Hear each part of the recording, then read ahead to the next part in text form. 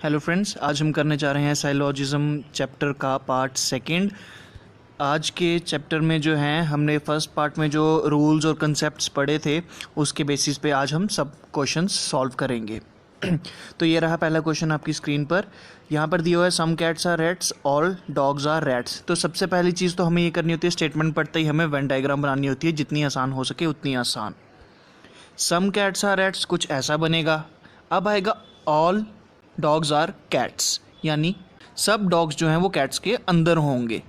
तो हमने देखा सब डॉग्स आ गए कैट्स के अंदर। अब हमारी वेन डायग्राम हो चुकी है कंप्लीट। अब हम देखेंगे कि हमारी स्टेटमेंट्स की नेचर क्या है। तो सम है फर्स्ट स्टेटमेंट में, ऑल है सेकंड स्टेटमेंट में, और दोनों ही स्टेटमेंट जो है पॉजिटिव है नेचर में। ठीक है, अब हम देखेंगे कंक्लूजन। कंक्लूजन में जो भी नेगेटिव कंक्लूजन होंगे वो सीधा सीधा फॉल्स हो जाएंगे।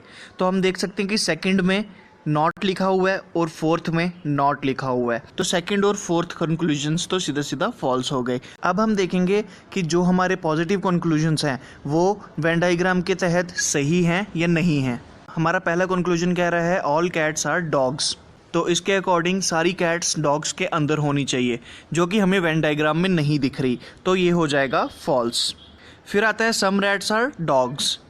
इस कंक्लूजन को ट्रू होने के लिए डॉग्स और रैट्स का कुछ हिस्सा एक दूसरे को टच करना चाहिए, पर आप देख सकते हैं डॉग्स और रैट्स दो सर्कल एक दूसरे से दूर हैं और उनके बीच कोई लाइन वगैरह नहीं है, यानी ये डायरेक्ट रिलेशनशिप में नहीं आते। तो ये वाला भी हो जाएगा फॉल्स। क्यों? क्योंकि हमारे रूल 6 के अकॉर्डिंग इनके बीच कोई डायरेक्ट लिंक नहीं है। तो हमारा फाइनल आंसर आ गया नन फॉलोज। बढ़ते हैं हमारे सेकंड क्वेश्चन पर। All cats are rats, all dogs are rats. ठीक है, सारी कैट्स रैट्स के अंदर होनी चाहिए, उसी के साथ सारे डॉग्स भी रैट्स के अंदर होने चाहिए। तो हमने कैट्स बना दी रैट्स के अंदर। अब हमें डॉग्स बनाने हैं रैट्स के अंदर इस तरीके से कि वो कैट्स को डिस्टर्ब ना करें। तो ये आगे डॉग्स रैट्स के अंदर, साथ ही साथ डॉग्स ने कैट्स को डिस्टर्ब भी नहीं किया। अब हमारी वेन डायग्राम बन चुकी है। हम देखेंगे हमारी स्टेटमेंट्स की नेचर।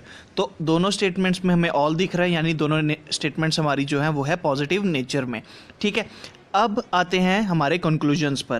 पहले तो सीधी सीधी बात हुई कि भाई जो नेगेटिव कंक्लूजन है वो सीधा सीधा हो गए फॉल्स। तो कंक्लूजन फर्स्ट और फोर्थ हो गए फॉल्स। साथ ही साथ हमें दिख रहा है कि सम कैट्स आर डॉग्स, यानी कि कैट और डॉग के बीच में कोई डायरेक्ट लिंक नहीं है, दोनों सर्कल अलग अलग दिख रहे हैं, बीच में कोई लाइन भी नहीं है। तो कैट और डॉग में है नो डायरेक्ट लिंक।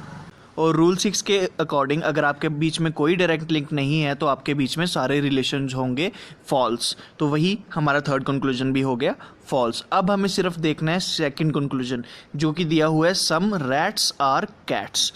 अब देखिए, मैंने आपको बताया था अगर ये दो एलिमेंट एक दूसरे को टच भी कर रहे हैं तो इनके बीच सम का रिलेशन ट्रू होगा। हमें सिर्फ ऑल के केस में ध्यान रखना है कि दी हुई स्टेटमेंट ट्रू होगी या फॉल्स। सम के केस में वो एक दूसरे को टच भी कर रहे हैं तो उनके बीच सम का केस ट्रू होगा, चाहे कैट पहले आए चाहे रैट पहले आए, उससे फ़र्क नहीं पड़ता। तो ये आ गया ट्रू। तो इस स्टेटमेंट के अकॉर्डिंग हमारा आंसर आ गया ओनली टू फॉलोज। अब इस क्वेश्चन में इधर और का कंसेप्ट भी यूज़ होता है, पर वो मैं आपको अभी नहीं समझाऊंगा, वो आपके लिए प्रॉब्लम क्रिएट कर देगा, वो हम पढ़ेंगे नेक्स्ट पार्ट में। फ़िलहाल के लिए लेक्चर 1 के हिसाब से आप बस इतना याद रखो कि सम रैट्स आर कैट्स इसमें ट्रू है। हमारा नेक्स्ट क्वेश्चन आ गया some A is B, all B is C, some C is D. सबसे पहले हम बनाएंगे सम ए इज़ बी। तो हमारा सम ए इज़ बी बना कुछ ऐसा कि वो एक दूसरे को टच कर रहे हैं। Next line I all B is C, यानी कि सारा बी जो है वो सी के अंदर होगा, तो सी आ गया ऐसा। अब देखिए, इस क्वेश्चन में हम सी को ऐसे नहीं बना सकते थे कि वो ए को टच ना करे। अगर पॉसिबल होता कि सी ए को टच नहीं कर रहा तो हम वैसे बनाते, पर इस केस में पॉसिबल नहीं था, तो टच होना ही होना था। हमारी नेक्स्ट स्टेटमेंट कहती है सम सी इज़ डी, तो हमने सी और डी को एक दूसरे से टच कर दिया ऐसे कि डी ने ना बी को डिस्टर्ब किया ना ए को डिस्टर्ब किया। तो हमारी वेन डायग्राम हो गई है कंप्लीट। अब हम देखेंगे हमारी स्टेटमेंट की नेचर। तो फर्स्ट में है सम, सेकंड में है ऑल, थर्ड में है सम। हमारी तीनों स्टेटमेंट जो है वो है पॉजिटिव नेचर में, तो हमारे नेगेटिव कंक्लूजन सीधे सीधा फॉल्स हो जाएंगे। तो हम यहाँ पे देख सकते हैं कि कंक्लूजन नंबर 3, 4 और 5 है नेगेटिव नेचर में, तो ये फॉल्स हो जाएंगे। अब देखते हैं हमारा कंक्लूजन नंबर 1, जो कह रहा है ऑल सी इज़ बी, यानी सारा सी बी के अंदर होना चाहिए। तो वेन डायग्राम में सारा सी बी के अंदर दिख रहा है, बिल्कुल नहीं, हमें बी सी के अंदर दिख रहा है पर सी जो है वो बी के अंदर नहीं दिख रहा, तो पहला कंक्लूजन हो जाएगा फॉल्स। आते हैं नेक्स्ट कंक्लूजन पे, सम ए इज सी, यानी ए और सी अगर एक दूसरे को थोड़ा सा भी टच करेंगे तो ये कंक्लूजन ट्रू हो जाएगा। और हम यहाँ डायग्राम में क्लियरली देख सकते हैं कि ए और सी एक दूसरे को टच कर रहे हैं काफ़ी ज़्यादा, तो ये कंक्लूजन हो गया हमारा ट्रू। तो हमारा फाइनल आंसर आ गया ओनली टू फॉलोज। ये आया हमारा नेक्स्ट क्वेश्चन। तो हमारी स्टेटमेंट कह रही है some A is B, all B is C, no B is D. तो हम बनाएंगे सबसे पहले सम ए इज बी से। तो हमारा सम का रिलेशन कुछ ऐसा होगा, फिर आता है ऑल बी इज सी, वो बनेगा कुछ ऐसा, फिर आता है नो बी इज डी, जो बनेगा कुछ ऐसा। बी और डी दूर दूर बनाएं, बीच में एक लाइन मार दी और ये लाइन बता रही है कि बी और डी के बीच नो का रिलेशनशिप है। अगर ये लाइन नहीं होती तो इनके बीच डाउट केस बनता, इसलिए ये लाइन बनाना बहुत ज़्यादा ज़रूरी है, इस चीज़ को ध्यान रखिएगा। अब इसमें पॉजिटिव नेचर भी है जो कि है सम और ऑल, और इसमें नेगेटिव नेचर भी है स्टेटमेंट्स की जो कि है नो। तो इस वाले में हम सीधा सीधा पॉजिटिव और नेगेटिव देख के मार्क नहीं कर सकते, इसमें हमें सारा क्वेश्चन वेन डायग्राम के थ्रू ही करना पड़ेगा। तो आते हैं हमारे पहले कंक्लूजन पे। हमारा पहला कंक्लूजन कह रहा है कि सारा का सारा सी बी के अंदर होना चाहिए। तो आप डायग्राम में देखिए, सारा का सारा सी बी के अंदर दिख रहा है? बिल्कुल नहीं दिख रहा, तो हमारा पहला कंक्लूजन हो जाएगा फॉल्स। नेक्स्ट कंक्लूजन आया सम ए इज सी, यानी ए और सी एक दूसरे को टच करने चाहिए, और वो हमें क्लियरली दिख रहा है डायग्राम में, तो हमारा सेकेंड कंक्लूजन हो गया ट्रू। तीसरा आया नो ए इज डी। अब ए और डी एक दूसरे से दूर हैं, आप अगर सिर्फ ए के और डी के सर्कल पर फोकस रखोगे तो वो दूर दूर दिख रहे हैं ना, और साथ ही साथ उनके बीच में कोई लाइन नहीं है जो नो का रिलेशनशिप बता रही है, यानी ए और डी जो है क्लियरली डाउट केस हैं। तो ए और डी के बीच कुछ भी कंक्लूजन हो, बेशक पॉजिटिव हो या नेगेटिव हो, फर्क नहीं पड़ता, वो सब कंक्लूजन हो जाएंगे फॉल्स। तो हमारा थर्ड कंक्लूजन हो गया फॉल्स। अब आते हैं हमारे फोर्थ कंक्लूजन पे, सम ए इज नॉट डी। अगर आपको याद हो तो हमने पिछला लेक्चर सम नॉट की डायग्राम बनाना सीख के एंड किया था, यानी कि सम नॉट हमें अच्छे से आना चाहिए अगर हमने पिछला लेक्चर अटेंड किया है। तो some A is not D, यानी ए का कुछ हिस्सा डी के साथ नो का रिलेशनशिप बनाएगा। अब आप देख सकते हैं कि नो का रिलेशनशिप आपको सिर्फ बी और डी में दिख रहा है, और बी का वो हिस्सा जो ए को टच कर रहा है वो भी तो डी के साथ नो का रिलेशनशिप बनाएगा। मैं इन लाइंस को दोबारा रिपीट कर रहा हूँ कि सम नॉट डिमांड कर रहा है कि ए का कुछ हिस्सा डी के साथ नो का रिलेशनशिप बनाए, वहीं हमें वेन डायग्राम में दिख रहा है कि ए का कुछ हिस्सा जो बी को टच कर रहा है वो डी के साथ नो का रिलेशनशिप बना रहा है। तो हमारी सम नॉट की जो कंडीशन थी वो सेटिस्फाई हो रही है, वो बिल्कुल सेटिस्फाई हो रही है, तो ये वाला हो जाएगा ट्रू। अब हमारा फिफ्थ कंक्लूजन कह रहा है if few C is B. मैंने आपको कीवर्ड्स याद करवाए थे, अ फ्यू का मतलब होता है सम या सम नॉट, और फ्यू का मतलब होता है नो। तो यहाँ पे अ फ्यू दिया हुआ है, यानी यहाँ पे सम का रिलेशनशिप पूछा हुआ है, तो बी और सी सम के रिलेशनशिप के लिए एक दूसरे को टच करने चाहिए, और ये चीज़ हमें क्लियरली दिख रही है कि बी सी को टच कर रहा है, तो हमारा फिफ्थ कंक्लूजन हो गया ट्रू। तो हमारा फाइनल आंसर आ गया 2, 4 एंड 5 फॉलोज। नेक्स्ट क्वेश्चन आता है all A is B, all B is C, all B is D. तो पहली चीज़ तो हमें पता चल गई कि ये सारे पॉजिटिव हैं नेचर पे। अब हम बनाएंगे इसकी diagrams. All A is B ऐसा बनेगा, ऑल बी इज सी ऐसा बनेगा, ऑल बी इज डी, यानी कि B जो है वो D के अंदर आना चाहिए। अब ऑल B इज D, अगर B D के अंदर आएगा तो A तो अल्टीमेटली D के अंदर आ ही जाएगा, पर क्या C का भी D के पूरा का पूरा D के अंदर आना ज़रूरी है? नहीं, बिल्कुल नहीं। C D के अंदर ना भी आए तब भी ये डायग्राम बन सकती है।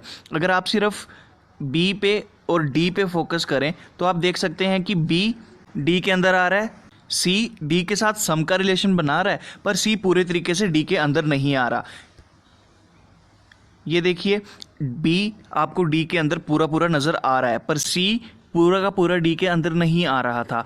ये क्वेश्चन दिखाने का मकसद यही था कि आपको पता चले कि दूसरी डायग्राम के जितना कम रिलेशनशिप हो सके उतना कम रिलेशनशिप हमें बनाना है।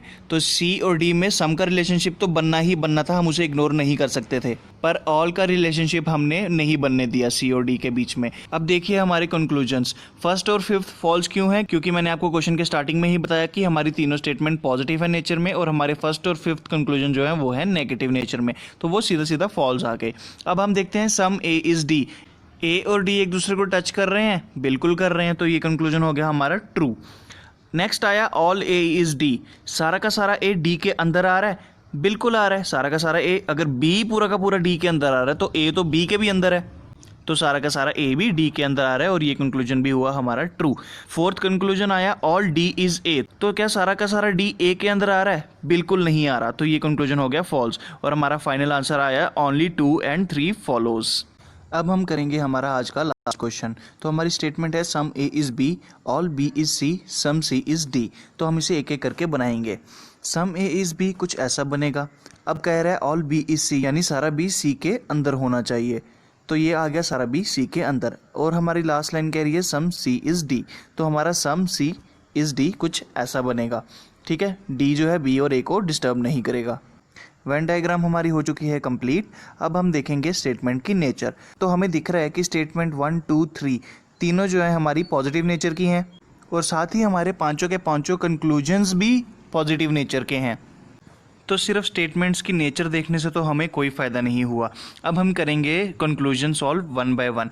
तो हमारा पहला कंक्लूजन कह रहा है सम सी इज़ डी, यानी सी का कुछ हिस्सा डी के साथ टच होना चाहिए, और ये चीज़ हमें वेन डायग्राम में क्लियरली दिख रही है, तो हमारा पहला कंक्लूजन आ गया ट्रू। सेकंड कंक्लूजन कह रहा है सम ए इज़ सी, यानी ए का कुछ हिस्सा सी के साथ टच होना चाहिए, और ये चीज़ भी हमें डायग्राम में क्लियरली दिख रही है, तो हमारा सेकंड कंक्लूजन भी हो गया ट्रू। हमारा थर्ड कंक्लूजन कह रहा है कि कुछ सी ए भी होना चाहिए और डी भी होना चाहिए। अब आपको कुछ सी ए दिख रहा है, यानी ए के साथ टच कर रहा है, और सी डी के साथ भी टच कर रहा है, उसके बावजूद भी ये कंक्लूजन जो होगा फॉल्स होगा। क्यों? क्योंकि उन्होंने कहा है कि कुछ सी ए और डी दोनों होना चाहिए। सी ए के साथ अलग दिख रहा है, सी डी के साथ अलग दिख रहा है। ए और डी का कोई भी ऐसा जुड़ा हुआ पार्ट नहीं है जो सी के साथ भी जुड़ा हुआ है, तो ये वाला कंक्लूजन फॉल्स हो गया। ये वाला बेशक आपको कंक्लूजन अभी समझ ना आया हो, पर जब आप फिफ्थ कंक्लूजन देखोगे तो आपको ये चीज़ समझ आ जाएगी। आते हैं हमारे फोर्थ कंक्लूजन पे, सम ए इज़ बी। तो ये थी हमारी डायग्राम, और ए बी के साथ टच कर रहा है, तो सम ए इज़ बी भी ट्रू। अब आया हमारा fifth conclusion, some A is both B and C. Some A is both B and C, तो ये जो क्रॉस किया हुआ जो पोर्शन है, इस पोर्शन में ए जो है बी के साथ भी सम का रिलेशन बना रहा है और सी के साथ भी सम का रिलेशन बना रहा है। तो ये जो क्रॉस किया हुआ पोर्शन है ये एक कॉमन पोर्शन है, जहाँ पर ए दोनों बी और सी दोनों के साथ सम का रिलेशन बना रहा है, तो ये कंक्लूजन हो गया ट्रू। इसी के साथ हमारा साइलॉजिज्म का पार्ट सेकंड एंड हो गया। जितने क्वेश्चन मैंने आपको कराए, हर क्वेश्चन में कुछ ना कुछ नई चीज़ मैंने आपको सिखाई है, तो हर क्वेश्चन को ध्यान से देखना और देखना कि उस क्वेश्चन का अगले क्वेश्चन से क्या डिफरेंस है। अगर आपको ये वीडियो पसंद आई तो इसे लाइक कीजिए, साथ ही साथ हमारे चैनल को सब्सक्राइब कीजिए और इस वीडियो को अपने फ्रेंड्स के साथ शेयर कीजिए। Thank you.